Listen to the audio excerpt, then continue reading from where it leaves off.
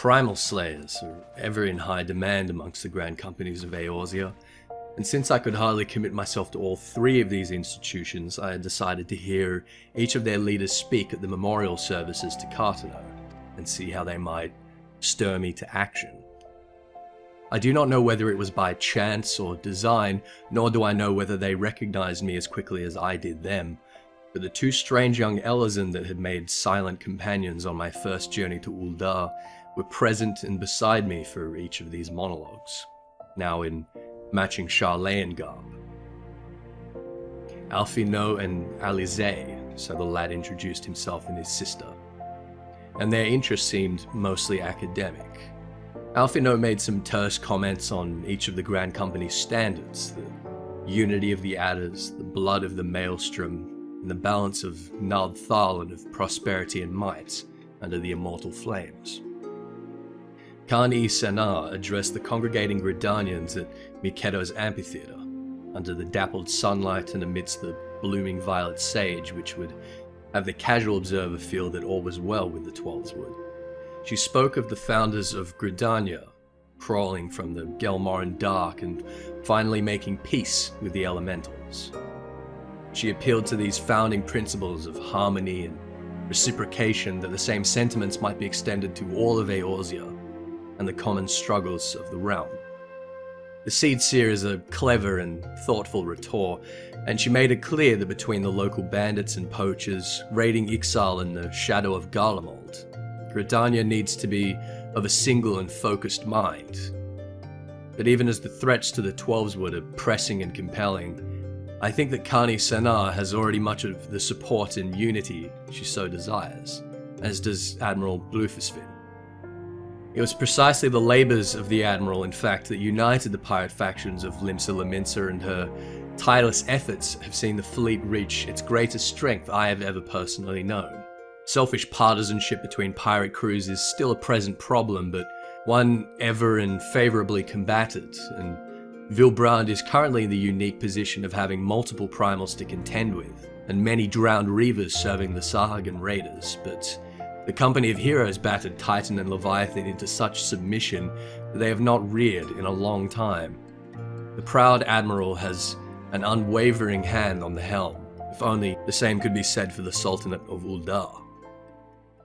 I have already seen that the rift between the Royalists and Monetarists is no passive aggression, and it runs deeper still than any but those on the Syndicate or closest to the Sultana could possibly realize. For all his strength and spirit, General Aldynn cannot reform a patriotism that is built on coin. His words were measured. He spoke of a spirit of sacrifice, a people divided, a wealth not of gold but of happiness. Words that might kindle pride in the merchants, but will never move them to give without profit. Words that might light the refugees' faces with hope today, but will not feed them even tomorrow. But I know already that this is not the fault of the General, nor of his Sultana. The Lords of the Syndicate cannot be reconciled with, and they will do all they can to leave the citizenry disempowered. Shadows cast in the desert loom for many Maws, and Thanalin is no stranger. The Civil War.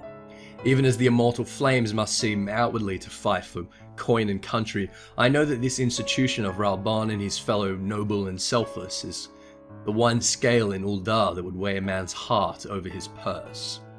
The one pillar that is not built on sand, and the one cause in all of Eorzea that most desperately needs my help.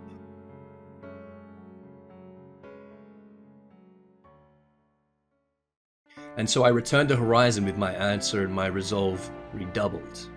The Flames recruiter accepted my modest contract and directed me to the Hall of Flames for the expected formalities. A scout arrived at the hall soon behind me to report that a high-wind airship had been shot down over Horizon's edge, and with no officers present to spare, I delayed my appointment and hastened west that I might reach the wreckage ahead of the Garleans. I found a survivor hiding in the shrub, and he was understandably on edge. The Garlean party was already sweeping the airship, and there was apparently another survivor still on board. A small Flames contingent caught up with us, and we had little choice but to directly assault the position before they could kidnap the engineer, dismantle the vessel, and return it to the Castra Meridianum. The Imperials were not unprepared for a skirmish. They were even generous enough to offer me one of their infamous Magitech vanguards to scrap. Professional soldiers these Garlands might be, and I understand that their legions are vast, but in close quarters on an even field, I was relieved to find that they do not seem so indomitable as their reputation attests. The Lalafell Wedge was fortunately uninjured, and his counterpart Biggs believed that the ship could be flown home. Apparently the first airship to have been constructed since the calamity and the disappearance of the legendary Master Garlond, it was fortunate that the Garlands would not be able to study the progression of Eorzean Magitech. Appearing small and simple has always worked to the advantage of the Grand Companies and their allies. This short diversion consolidated my qualifications to the Flames, and upon returning to the city I swore my oath and was inducted with the rank of Private 3rd Class. Private Masher seems to resound quite well. Although she had welcomed this further commitment, Minfilia still had work aplenty for me, and once I met my first few duties with the Flames, I made my way once again to the Waking Sands. I was not half surprised that the luckless engineers Biggs and Wedge were already now in residence at Horizon as emissaries to the Scions from Garland Ironworks, and I have no doubt that their talents and knowledge will prove invaluable to the cause. I understood already that the Echo grants me the ability to communicate with all races and tribes naturally and directly, but I've had few opportunities to yet explore this facet. At the behest of the twin adders, the Scions were surveying the Sylphs in their present condition, particularly concerning whether Gridania might currently consider their primal Ramu a threat. And to this end, an interpreter of my talents was thought to be an obvious asset. Only the Echo could win the trust and favor of the Sylphs, and so my next expedition was to accompany Ida and Papalimo to the East Shroud and make small talk with cabbages. Well, small talk and small dance, as it turned out. The Hawthorns offered me some help to ingratiate myself with the Sylphs with gifts of milk roots and a missive from the Seed Seers, but they were slow to trust outsiders, even dancing ones, and we were not permitted to see their elder. The Sylphs of Little Solace must rank amongst the most fragile and least threatening creatures I've ever encountered. Quite an adequate side for a dish of potatoes. I feel for the plight of the cabbages. They had been forced from their homes by their tempered cousins that seek even now to bring them into the fold of mindless thraldom with regular pressure and kidnappings. Between the dancing, culling of dangerous local ziz and giant gnats, collecting brownie bushes, routing an Imperial scouting party, and a straightforward rescue of a frustrated young Sylph that had run away only to be threatened by the tempered and a charmed Mormal, the Sylphs finally felt indebted enough to admit to me that their elder was in fact absent, fled into some unknown corner of the Twelveswood. I reported the situation to the Adder's Nest. They bid me to seek aid with wood whalers at Bent Branch, and I proceeded south to speak to that notorious rumorsmith Buscaron, who assured me that his ears were as close to the ground as they could ever be, and it was only a matter of time before he could locate the Elder Sylph. He presumed that in the meantime my being an adventurer would have me quite receptive to performing some menial jobs around the alehouse for him, and I suppose he was right. I doused some drunks and returned a piece of sentimental jewelry to an old Kickern friend of Buscaron's in Oakwood, who sent me back with a bottle of Kickern Firewater, a potent liquor made from various organic fermented things, and by this time Buscaron had formulated something of a heading for me. It seems that a group of Sylphs had been driven south ahead of Imperials that were still lurking around, to my delight and their despair. Buscaron felt immediately that the Garlands could not have made it so far from their castrum unseen without the aid of a Gridanian traitor, and his very first suspect was just the man. This Laurentius believed he was luring me into an ambush, and I admit that his Garland friends were denser than I had expected, but the woods soon sprouted with duskwhite bandits and Coel-claw poachers in the name of the unassuming Buscaron. When we subdued the lad Laurentius, he did seem to truly understand his folly, There was not an echo of insincerity as he promised to turn himself into the adder's nest. Moreover, we subsequently recovered some finally solid intel. The Elder of Little Solace had fled into an abandoned dungeon, long known as the Thousand Maws of Toto-Rak, named for a man-eating beast of Pajali folklore. It had been used as a Gridanian prison for centuries, probably a reclaimed relic of the Gelmoran civilization. Between the call of Buscaron and that of the local wood whalers, I soon mobilized a party of nearby adventurers to push into that labyrinth in search of our frail mark.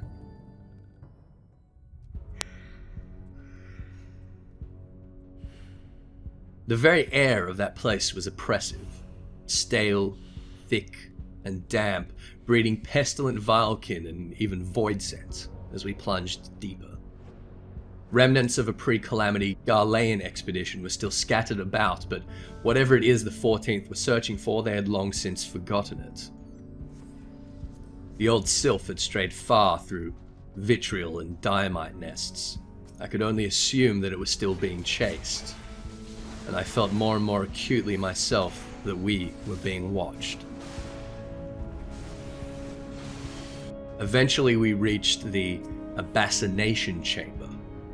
If its function was derivative of its name, this was a place where victims were blinded with white-hot iron plates pressed to their eyes. What number of restless dead this place must have produced. It was in this chamber that the Diamites had centered their sticky network, and I needed no echo of a warning to realize the figure waiting for me there was an Ascian. It spoke in a strange tongue, but it knew I understood, and it introduced itself as Laha Brea, and a servant to the one true God. I allowed it to indulge itself with a tedious soliloquy, as the voice of Heidelin rang warnings in my head. Then this Laha Brea poured a deep breath of dark ether into one of the bane lights, causing it to engorge and mutate, rushing at us with furious hunger. My party was surrounded by a noxious, flowing dark, and the Ascian was gone. We shattered the giant mite's shell, and its flesh beneath was soft and frail. When we were done, a bundled up white-old cabbage conveniently dropped from the ceiling before me. It was the elder Sylph, Phrixio. I felt the echo of his flight before the cronies of a Nerotol Skaver. We quitted the Thousand Maws and slowly returned to Little Solace with a gift of Azima rose oil from Buscaron. Finally, I could directly speak with Phrixio and deliver the Seedseer's missive. In the most roundabout way imaginable, we have determined that Ramu is not presently a threat that necessitates intervention by the Scions. Even the tempered servants of the Lord of Leven have no aggression to any but the Imperials that threaten their homes in Lascaux. Before I left, Phrixio presented me with a curious gift, a light crystal bestowed onto the Sylphs by Ramu, and it folded into my essence in that strange sensation I'd felt from the previous two. Phrixio seemed to find this quite auspicious, having presumed that I was somehow different. I have delivered the Sylph's unintelligible reply to the Seedseer's missive to the Adder's Nest, and decided to take the long way back to Vesper Bay, the way that might take me through enough Amalja camps for me to earn my company Chocobo commission.